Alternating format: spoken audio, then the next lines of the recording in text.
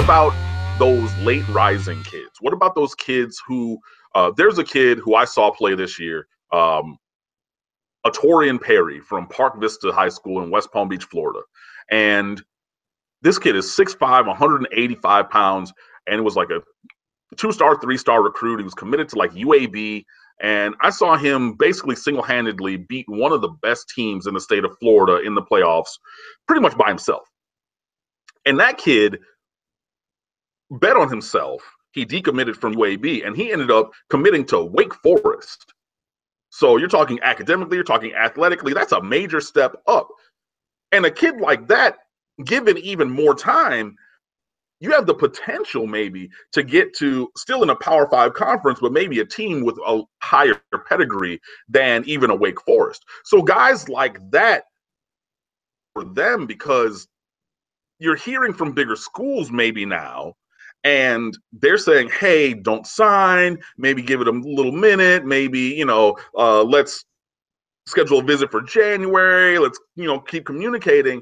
So the bigger schools maybe are trying to have them wait to keep an option open for the bigger school, but the smaller school is saying sign right now, again, because it gives them that certainty. So it's going to be really interesting to see. And, like every year it takes all kinds. You're going to have those kids who commit once and then they shut it down because they knew where they wanted to go ever since they were yay high. And I saw auntie and uncle and dad and grandpa, and, we went to the games and da-da-da. And then you're going to have the kids who are like Keith Bryant was when he was in high school, and he enjoyed taking all of his visits, and he was having a party at FAU during his visit down there, to the point where he and a friend of his were kicked out of the official visit even because he was not taking it seriously, because he just wanted to go down. He was like, hey, FAU is a public schools down in Boca. I heard they have some, I want to go and do that. So it takes all kinds. So you're really going to see maybe some different things based upon the individual personality. But yeah, we're all kind of flying blind here because this is the first time that this early signing period has ever existed. So, obviously you're going to want, if you're a big school like in Miami with the top 3 class, you're going to want everybody to sign because it gets them in. If you're a smaller school who might have a great under the radar player like an Atorian Perry, and again, I just put that name out there because I saw him with my own 2 eyes and that kid could play.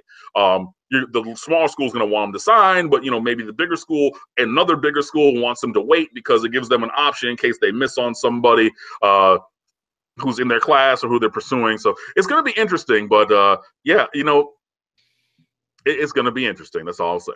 It creates another level of the supply and demand that's going on out there, and the perceived value by this school, and the perceived value even more so by the particular athlete of how much in demand they are versus how much they can need to jump at an offer versus that they're well sought after and they can weigh their options, versus schools that see themselves as everybody wants to play here, so we can pick and choose as we want, versus those schools that are maybe a little further down the line, like a Wake Forest that still plays at a very high level and competes, but wants to snatch up those guys that you're talking about that have the opportunity to go to a more elite football playing school.